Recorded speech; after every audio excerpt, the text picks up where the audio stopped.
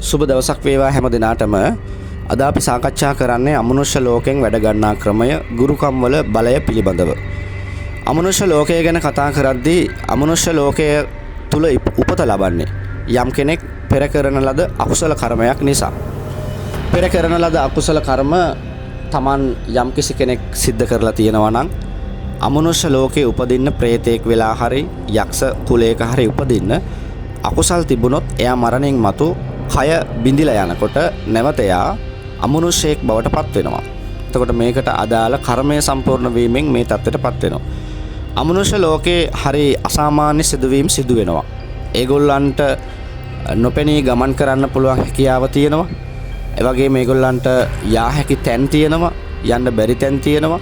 බලවත් තැන් වලට ඒගොල්ලන්ට ඇතුල් වෙන්න බෑ. ඒගොල්ලන්ට ඇතුල් වෙන්න පුළුවන් සිදුරු තිබුණොත් ඒගොල්ලන්ට ඕනෑම නිවසකට ඕනෑම තැනකට ඒගොල්ලන්ට ඇතුල් වෙන්න පුළුවන්කම තියෙනවා. එතකොට මේ අය පාවිච්චි කරලා අමනුෂ්‍ය ලෝකේ වැඩ ගන්න පුළුවන්කම තියෙනවා. දැන් අමනුෂ්‍ය ලෝකේ රජා හැටියට හඳුන්වන්නේ මහසොහොන් දේවතාව. එයා යක්ෂයෙක් හැටියට තමයි හඳුන්වන්නේ. එතකොට එයාගේ මූණ ඌරෙකුගේ මුඛයක ස්වභාවයක් තියෙන අඩි 10ක 12ක උස මහත නිරතුරුවම සිගරට්ටුවක් දල්වමින් ආග්‍රහණය කරන කෙනෙක් තමයි මේ කෙනාගේ ස්වභාවය. එතකොට මේ මහසොහොන් දේවතාවා එයා යටතේ පරිවාර සම්පත් තියෙන කෙනෙක්. එයා පරිවාර පිරිසක් ඉන්න ලොකු කණ්ඩායමක් එයා පාලනය කරන. එතකොට ඒ සියලුම දෙනා පාලනය වෙන්නේ ශක්‍ර දෙවියෝ, ඒ වගේම වෛශ්‍රම දෙවියෝ කියන මේගොල්ලෝ හරහා. එතකොට ඒගොල්ලෝ වරම් ගත්තු අය නිසා මේ අයගෙන් වරම් අරගෙන තිබුණොත් වෛශ්‍රවණ දෙවියන්ගෙන් ශක්‍ර දෙවියන්ගෙන් වරම් අරගෙන තිබුණොත් ඒගොල්ලන්ට මනුෂ්‍ය ලෝකයේ තුලත් යම් යම් බලපෑම් සිද්ධ කරන්න පුළුවන් ස්වභාවයක් මේ গুপ্ত ලෝකයේ තුල තියෙනවා.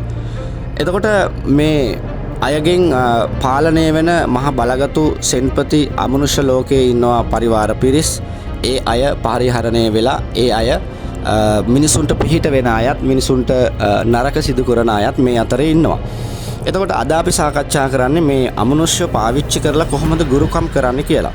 ගුරුකම කිව්වහම කොඩි වින ගුරුකම් වෙන්න පුළුවන්, වශී ගුරුකම් වෙන්න පුළුවන්. ඒ වගේම බන්ධන, කටු ගැසීම්, පලි ගැසීම් මේ සියල්ලම අයිති වෙනවා.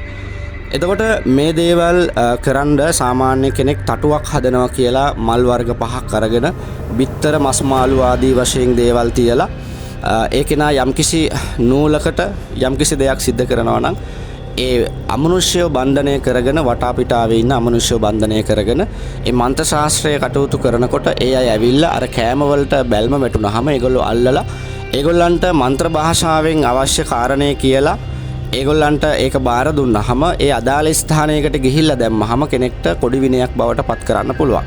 අපි හිතමු කවුරු හරි තරහකාරයෙක් ඉන්නවා. මේ කෙනා මේ තරහකාරයා තව කෙනෙකුට විනයක් කරනවා නම් ඒ විනය කිරීමට එයා මේ වගේ පුලුටු ಜಾති පාවිච්චි කරලා අර වගේ මිනි අලු සහ පස් හරි මොනවා හරි දේවල් ටිකක් අරගෙන බෝතලයකට මතුරලා අමනුෂ්‍යයත් එක්කම දාලා ඒ කෙනා ඒක වීසි කළාම අර අමනුෂ්‍යයා ඒ භූමිය පාලු කරමින් තවත් අමනුෂ්‍යව ගෙන්න ගනිමින් යම් යම් ගැටලු සහ ප්‍රශ්න ඇති කරවමින් ඒ අදාළ ස්ථානයේ ඉන්න මිනිස්සු පීඩණයට පත් කරවලා ඒගොල්ලෝ දියුණුව කඩාකප්පල් වෙලා ළඟ ජීවිත විනාශ ස්වභාවයට පත් වෙන තත්වයකට පත් වෙනවා. එතකොට ඒ ගෙදර ඉන්න අය යම් යම් අකුසල කර්ම ගෙවන අපල කට්ටිය ඉන්නවනම් ඒ අයට මේ බලපෑම් ඇති වෙලා මේ අමනුෂ්‍යෝ මේ ගෙදර ඇතුළට ඇවිල්ලා යම් යම් ගැටලු ඇති වෙලා විශාල ප්‍රශ්න ගොඩකට මුහුණ දෙන්න සිද්ධ වෙනවා මේ දේවල් වලින්. ඒ වගේම තමයි වශී ගුරුකම් කියන කොටසත් යම් කිසි කෙනෙකුට කැමැත්තක්, සාමාන්‍ය කැමැත්ත ඉක්මවා ගිය කැමැත්තක් වශී ගුරුකමකින් කරන්න පුළුවන්කම තියෙනවා. ඒ කියන්නේ සීනි මතුරලා කෙනෙකුට වශී කරන්න පුළුවන්. දැන් කවුරු හරි පිරිමි ළමයෙක්ව යම් කිසි කෙනෙක් වශී කරගන්න ගෑනු ළමයෙක් දුන්නොත්, ගෑනු ළමයෙකුට හෝ පිරිමි ළමයෙක් දුන්නොත් ඒ අදාළ කෙනා සමග නිරතුරුවම වාසය කිරීමේ දැඩි කැමැත්තක්. ඒ කියන්නේ කොච්චර ඒ කෙනාව ඇසුරු නිසුරු කළත් තෘප්තියක් නැති ස්වභාවයකටපත් වෙනවා. එතකොට ඒ ස්වභාවයටපත් වෙන්න අර අමනුෂ්‍ය ලෝකයේ ඉන්න කෙනා පත් කරන බව අපිට මේ තොරතුරු වලින් පේනවා වශයක් කළාම ඒ කෙනාව දැඩි අවශ්‍යතාවයක් වෙනවා. කායික මානසික සතුට වැඩි වශයෙන් ලැබීමේ අවශ්‍යතාවය වෙනවා. ඒ වගේම තමයි ඒ සීනි බඩේ රැඳෙන තුරු ඒ කෙනාගේ මනස නිරතුරුවම මේ කාමයේ පැත්තට ඇදිලා යනවා. මෙහි නරක ස්වභාවය තමයි ඒ අදාළ කෙනාට විතරක් නෙමෙයි සමහර වෙලාවට කාන්තා පක්ෂයේ කෙනෙක් පිරිමි කෙනෙක්ට දුන්නොත් පිරිමි කෙනා කාන්තාවන් සමූහයකට ආශා කිරීමේ ස්වභාවයකටපත් වෙනවා. ඒ වගේම කාන්තාවකට පිරිමියෙක් වශයෙන් වෙන්න දුන්නත් ඒකත් පිරිමි අයට ඒ අදාළ කෙනාට විතරක් නෙමෙයි බොහෝ දෙනෙකුට වශී වෙන ස්වභාවයකටපත් වෙනවා. මොකද අර අමනුෂ්‍ය ටික දවසක් තමන්ගේ ඩියුටි එක කරලා ඊට පස්සේ යාගේ මනස විකෘති කරලා යාව වෙන පාරකට අරගෙන යනවා. ඒ බන්ධනය අයින් කරලා කපලා අයින් කරනකම් බඩෙන් සුද්ධ කරනකම් ඒ කෙනාට මේ බලපෑම සිදු වෙනවා. ඒ කාලය තුල ශරීරයේ ලේ ධාතු අපිරිසිදු වෙනවා. ඒ වගේම ලේ විෂ බවටපත් වෙනවා. ඒ දෙන දේ අනුව තමයි වෙන්නේ. සමහරලාට ලේ මොනවා හරි ආහාරයට මිශ්‍ර කරලා දුන්නොත් ඒක දරුණු තත්වයකට බලපානවා. ඒකද බඩේ ඇලෙනවා මේ දේවල්. ඒ වගේම ශරීරයේ ඇලෙන දේවල් තිබුණොත් මේ බඩවල් වල ඒව ඇලිලා ඒ කෙනාට අර අමනුෂ්‍ය බන්ධනයේ අඛණ්ඩව අවුරුදු ගණනාවක් තිබුණොත් ඒ කෙනාගේ මනස විකෘති භාවයටපත් වෙලා ස්නායු පද්ධතිය දුර්වල වෙලා ඒ කෙනා කායිකව රෝගී තත්ත්වයටපත් වෙලා ඊටාම දුක්ඛිත තත්ත්වයටපත් වෙනවා වගේම ඔහුට ශරීරය මනස පවත්ව ගන්න ශක්තිය නැති වෙලා ලෙඩ තත්ත්වයකට වැටිලා එතනින් ජීවිතේ කෙලවර වෙන්න පුළුවන් කමක් තියෙන්න බැරි නෑ. එතකොට මේ වගේ අයහපත් පැත්තකුත් තියෙනවා. ඒ වගේම බන්ධන කියලා කියන්නේ තරහකාරයෙකුගේ රූපයක් අරගෙන ඒ රූපයට මන්ත්‍ර කියමින් අමනුෂ්‍යයන්ට කියනවා ඒ අදාළ තැන්වල මේ කෙනාට හානි සිද්ධ කරන්න කියලා දනිස් වලට, ඔළුවට, අතපය වලට රූප කටු ගැසීම සිදු කරනවා. එතකොට පලි ගැසීම් සිදු කිරීම සඳහා මේ වගේ කොඩිවින පරිහරණය කරමින් අමනුෂ්‍ය ලෝකයේ අයගෙන් මෙහෙම වැඩ ගන්න ක්‍රමයක් මන්ත්‍ර ශාස්ත්‍රය තුළ තියෙනවා. එතකොට මේක අද ඊයේ එකක් නෙමෙයි බොහෝ කලකින් ඉඳන් තියෙනවා. වර්තමාන මන්ත්‍ර ශාස්ත්‍රයේ හරියට අදහන කෙනෙකුට මේක කරන්නත් පුළුවනි. සාමාන්‍ය බලයක් ශක්තියක් මන්ත්‍ර බලය දන්නේ නැති මේ ගැන අවබෝධයක් නැති කෙනෙකුට මේවා කරන්න පුළුවන් කමක් නැහැ.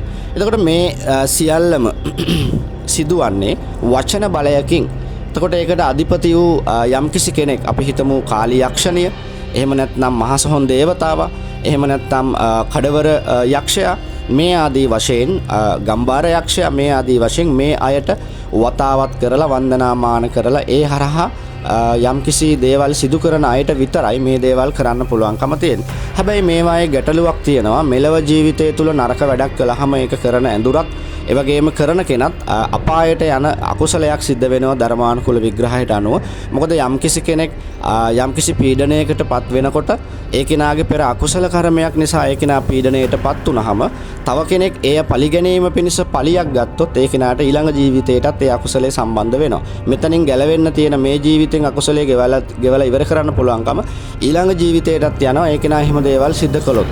ඉතින් ඒ නිසා මේ දේවල් ඇත්තටම සාර්ථක ප්‍රතිඵල ලැබෙන්නේ නැහැ. කෙනෙකුට සතුරුකම් කරන්න අවශ්‍යයි කියලා හිතෙනකොට අපි ඒ කෙනාට වඩා ටැලන්ට් එකක් හදාගෙන දක්ෂතාවයක්, ශක්තිතාවයක් දියුණු කරගත්තොත් අපිට තව ඉදිරියට ජීවිතේ දියුණුව ඇති කරගන්න පුළුවන්කම තියෙනවා. එතනින් අපේ සතුරන්ට අපේ ජයග්‍රහණය ඔස්සේ ඕලාව පීඩාවට පත් කරන්න පුළුවන්. එහෙම නැතුව අපිට නොපෙන්න ලෝකෙන් වැඩ අරගෙන මේ දේවල් කළාම අපි මැරුණට පස්සේ අපේ ජීවිතය අපි දුක්ඛිත ලෝකෙක යනවා. සමහරවිට අපි අමනුෂ්‍ය බවට පත් වෙනවා.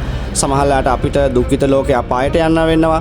සමහර වෙලාවට යක්ෂ ආත්මයක උපත ලබන්න පුළුවන්. එතකොට ඉතින් කන්න බොන්න භෞතික සම්පත් වල අඩුපාඩුකම් තිබෙන දුක්ඛිත ජීවිත තමයි අමනුෂ්‍ය ලෝකෙ තුල තියෙන්නේ. ඉතින් ඒ නිසා මේ වගේ සමහරලාට ජීවිත බොහෝ කාලයක් මේ අකුසලයේ අපිට පළ දුන්නොත් අපි මේ වගේ කාට හරි දෙයක් කරලා අපිට මේ දේවල් නිරතුරුවම මරණයෙන් මතු බලපාලා අපිට දුක්ඛිත ආත්මයකට යන්න හේතුවක් බවට පත් වෙනවා. අපි මේ ජීවිතේ කොච්චර හොඳින් ජීවත් වුණත් අපි හොඳ දේවල් කළොත් විතරයි අපිට හොඳ දේ නැවත ප්‍රතිඵලයක් ගන්න පුළුවන්කම තියෙන්නේ. අපි නරක සිතින් යමක් කළොත් ජීවිත කාලය තුල හොඳින් හිටියත් මරණයෙන් මතු අපිට දුක්ඛිත ආත්මයකට යන්න පුළුවන්. ඉතින් දිට්ඨ ධම්ම වේදනීය කර්ම කියන කොටසට අයිතිව අපිට මේක විග්‍රහ කළොත් මේ ජීවිතේදී තමාව යම් වෙලාවක අමනුෂ්‍ය ලෝකෙන් වැඩ අරගෙන කාට හරි වශීගුරුකමක් එහෙම නැත්නම් කුඩු විනයක් බන්ධනයක් එහෙම නැත්නම් යම්කිසි හානියක් හෝ කරලා තියෙනවා නම් ඒ කෙනාට ඒක මේ ජීවිතේදීත් බලපානවා. පරලොව ජීවිතේදී 80%ක් බලපාන ස්වභාවයකටපත් වෙනවා. ඉතින් ඒ නිසා අපි මේ දේවල් වලින් ඇත්තටම අපි අත මිදිනවා නම් අපි කරන්නේ නැත්නම් යම් කෙනෙක් කරන කෙනෙක් අත මිදිනවා නම් නොකරන කෙනෙක් නොකරන්නම වග බලා ගන්නවා නම් ඒක ජීවිතේ ගොඩක් වටිනවා. ඉතින් ඒ නිසා මේ අමනුෂ්‍යව පරිහරණය කරලා මන්ත්‍රාශ්‍රය කියන වචන බලය පාවිච්චි කරලා යම්කිසි සේනාධිපති අමනුෂ්‍යයෙකුට යම්කිසි කෙනෙක් පහන් තියලා වන්දනාමාන කරලා ඒ ඥාති බලයක් හරි හදාගෙන ඒ කෙනා වැඩ කරනවා නම් ඒ කෙනා මේ වගේ අයහපත් දේවල් කිරීමෙන් Tamanට ජීවිතේ විශාල අකුසලයක් සිද්ධ වෙනවා. ඉතින් අපිට විද්‍යාත්මකව කතා කළාම গুপ্ত විද්‍යාවට අයිතිව මේ අමනුෂ්‍යයන්ගෙන් මේ වගේ වැඩ ගන්න පුළුවන් ක්‍රමවේද තියෙනවා. ඒ වගේම දැන් ඉස්සර නම් කනප්පු යවනවා සොරු අල්ලන්න ඒවා ඇත්තටම තිබුලා තියෙනවා සහ මන්ත්‍ර පොත්වල පුස්කොළ පොත්වල සඳහන් වෙනවා. ඉතින් මේ දේවල් වචන බලයෙන් තමයි මේ සියල්ලම සිද්ධ කරන්නේ. ඉතින් ඒ නිසා වචනවල බලය අපේ ජීවිතයට යහපත් පැත්තට ඇති කරගත්තොත් අපිට දියුණුව ඇති කරගන්නත් මේ අයහපතට පාවිච්චි කළොත් අපේ පිරිහීම ඇතිවන්නත් හේතුවක් වන බව අපිට සඳහන් කරන්න පුළුවන්. අපි ඊළඟ කොටසෙන් ඔබට තවත් අමනුෂ්‍ය ලෝකයේ වැඩ ගන්න ක්‍රමයක් පිළිබඳව සාකච්ඡා කරනවා. හැම දිනම එකතු වෙන්න කියලා ආරාධනා කරනවා. හැම දිනාටම තෙරුවන් සරණයි.